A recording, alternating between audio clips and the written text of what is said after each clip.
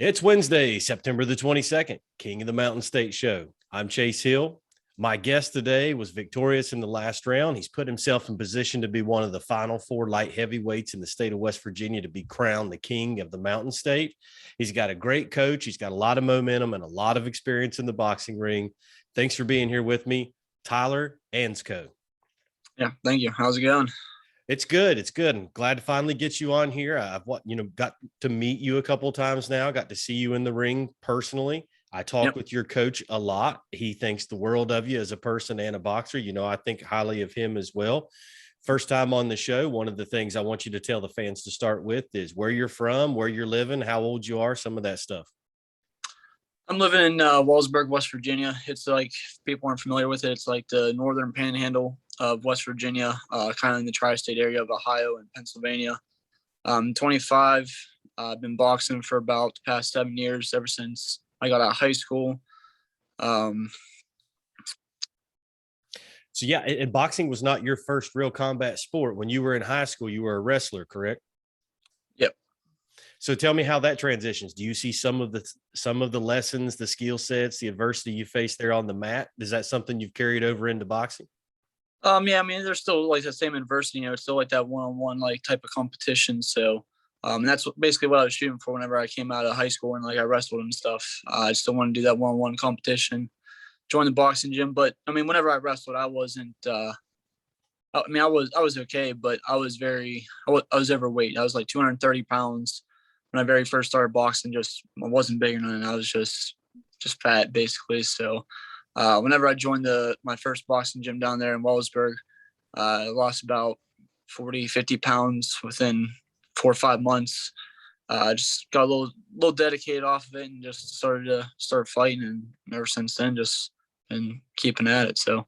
Yeah, I can't imagine you that big. Ever since I've known you, you've been down in the light heavyweights, like 175, 180 pounds. So I can't imagine that. That must have been a pretty good sign you were putting in some hard work to see 40, 50, 60 pounds start to drop off. Yeah, it was. I mean, it was long months of just dedication of just a strict diet. And, one of the guys in the gym, he gave me contact to one of his nutritionists. So I went and got contact. But just basically whenever we're in the, like back to wrestling and stuff, like if you had to lose weight, it was kind of like you didn't eat. So, and I was kind of doing that, just not eating. And then the guy at the gym, he's like, listen, he's like, you can't just not eat and stuff. You can't do it like that. So let me hook you up with my nutritionist, and we'll get you going. So did that. And, like I said, it was about like 4 or 5 months. I lost about 50 pounds, just being in the gym every day, working out. And then had my very first fight. It was at around 190. And that was the heaviest I fought at. And then the lowest I fought at was at 155. Yeah, wait till you get my age. I can just look at a cheeseburger and gain weight, and it takes me 2 weeks to get those couple pounds off. So, Yeah. tell me about the beginning. You mentioned your first fight and different stuff like that. When you first go to get into the ring, like that has to be a lot of butterflies and stuff. Even though you were a wrestler, tell me about the beginning of your boxing career.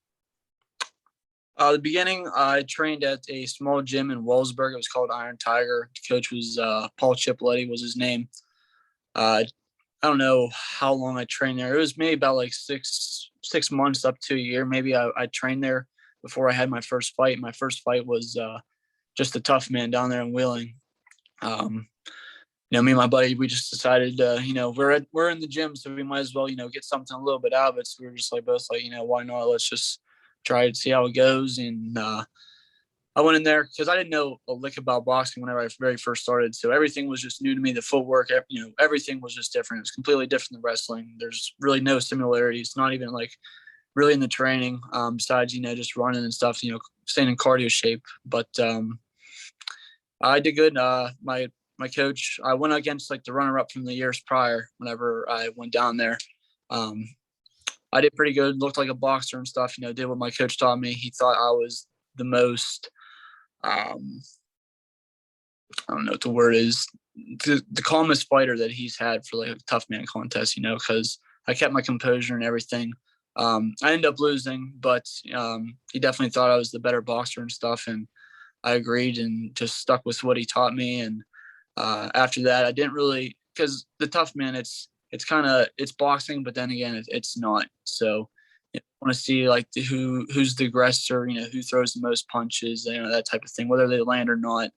And that's just like wasn't really like what I was about. I mean, it's not all of that. Like some of it is boxing, but for the most part, I just wanted to kind of get into more boxing get into like the amateur fights and stuff. So that's what I decided to do. And my first fight was in, I don't know when it was, maybe 2015 was my very first amateur fight.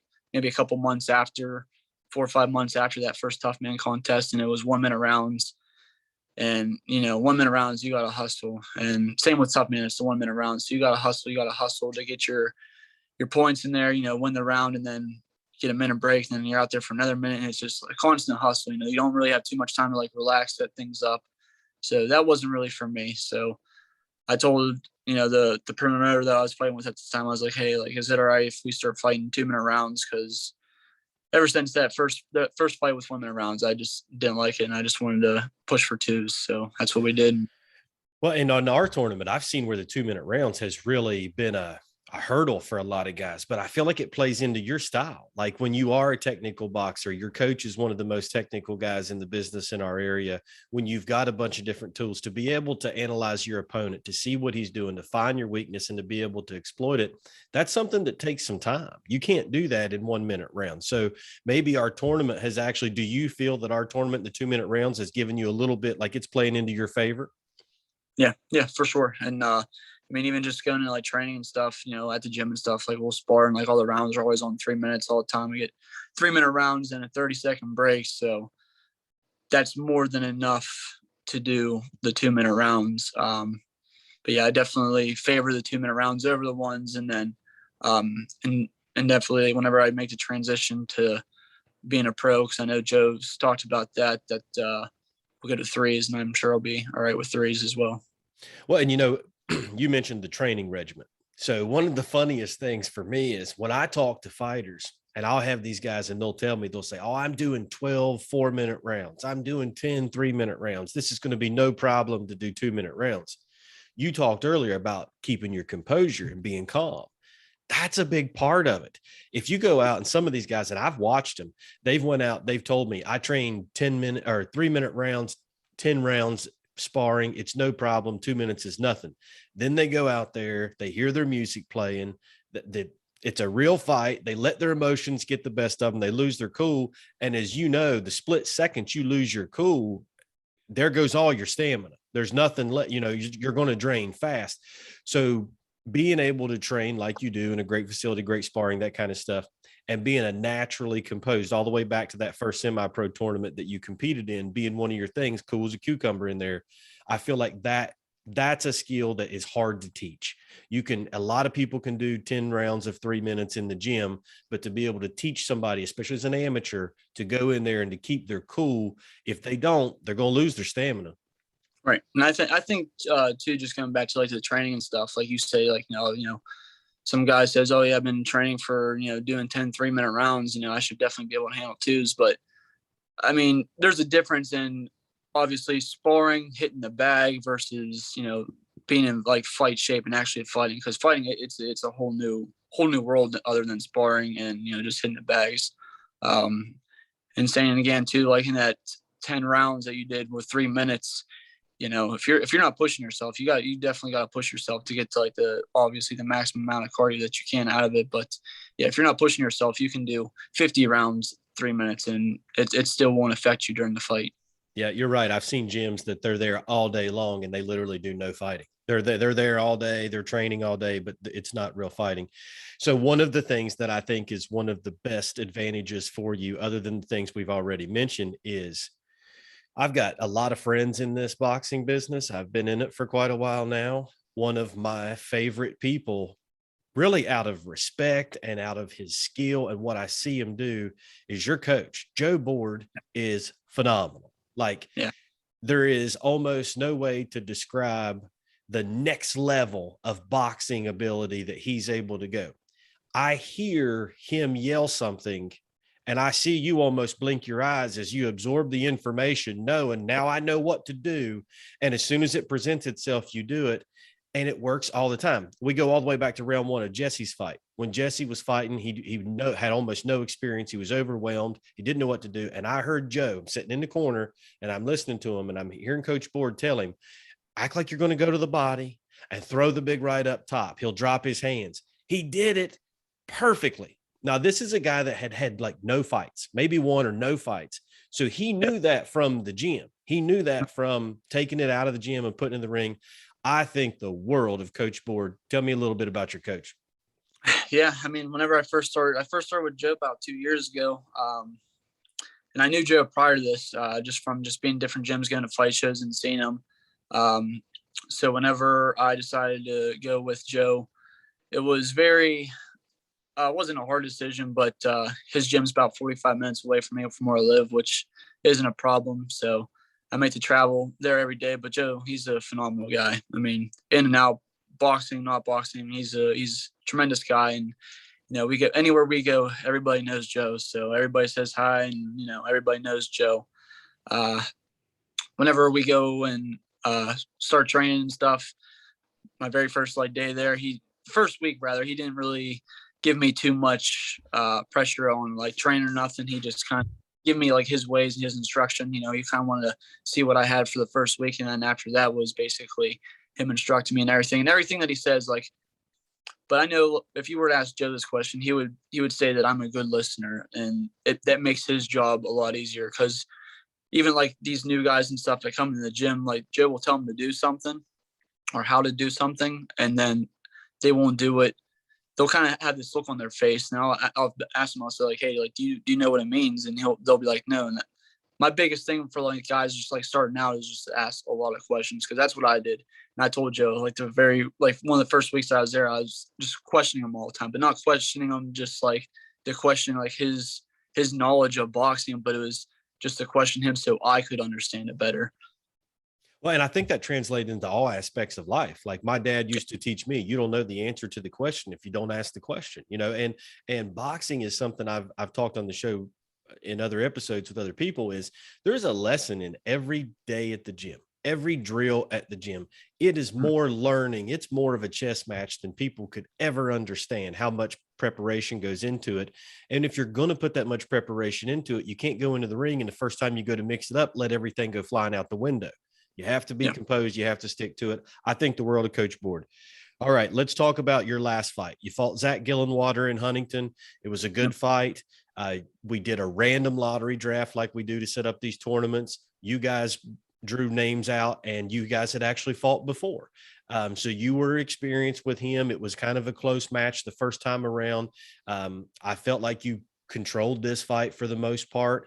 I definitely had you on my cards winning, as did the judges. Now you advance to the Final Four, but tell me what it was like being in the ring again with Zach Gillenwater. It was good. I mean, obviously, whenever we drew, we kind of, obviously we both knew each other and everything.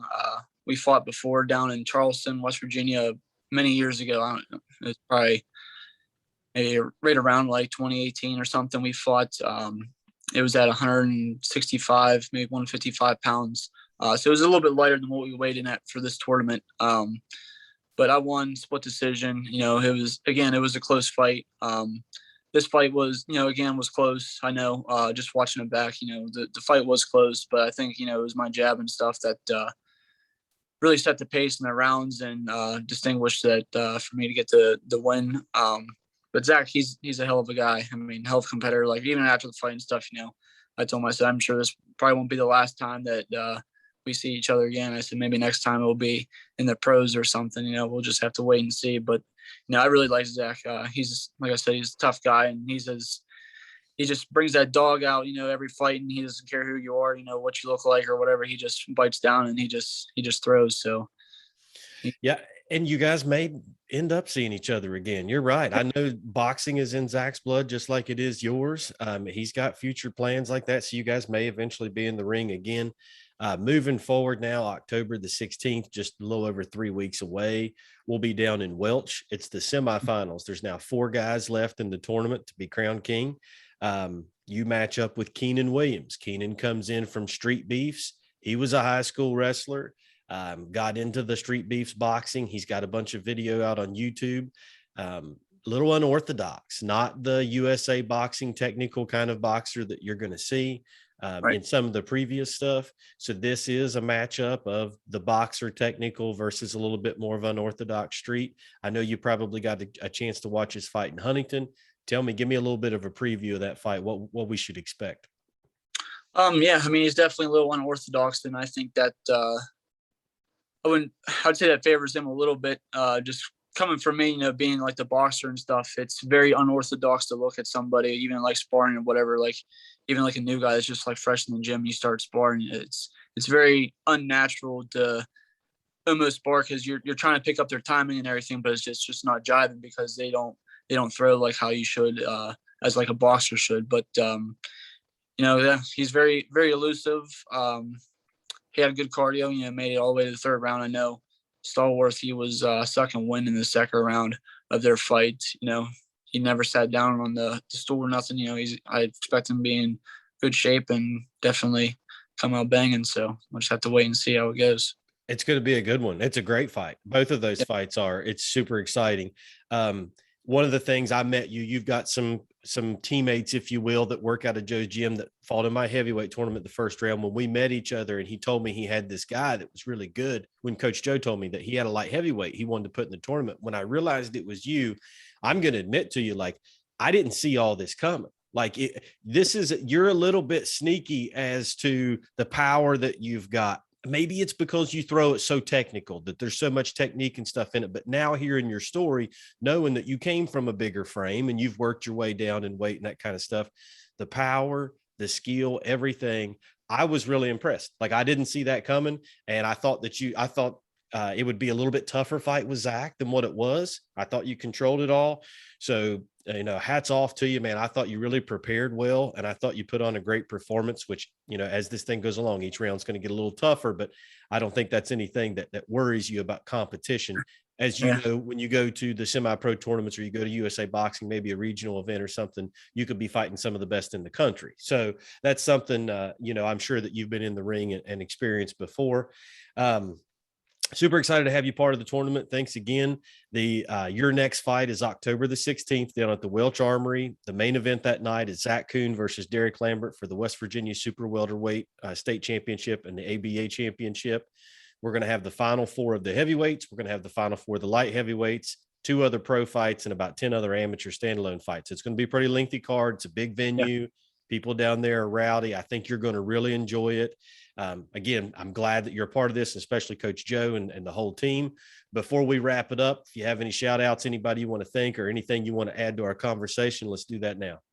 I'll just give it just a shout out, I guess, just my family, friends, especially the ones that come down, like watch me fight, because it's definitely not a quick trip for us to get there. It's about, 4 or 5 hour drive. So it's quite lengthy. So just, my friends, family, all the guys I work out with, Coach Joe, obviously, too. And we look forward to see you on the 16th. Well, I don't know who it was, but I've had multiple people with the last name Ainscough that's hit me up asking about the pay-per-view and stuff. I know they ordered last time. So even on those long trips, they're rooting for you there at home. And I'm sure that support's something really great to have. Yeah, for sure. All right, man. I'll see you in a few weeks. Stay healthy, train really hard. Tell Coach I said hi. Tell Jesse and Luke and everybody I said hi. I'll see you guys in a few weeks. We're really looking forward to it. All right. Sounds good. Thanks, Chase.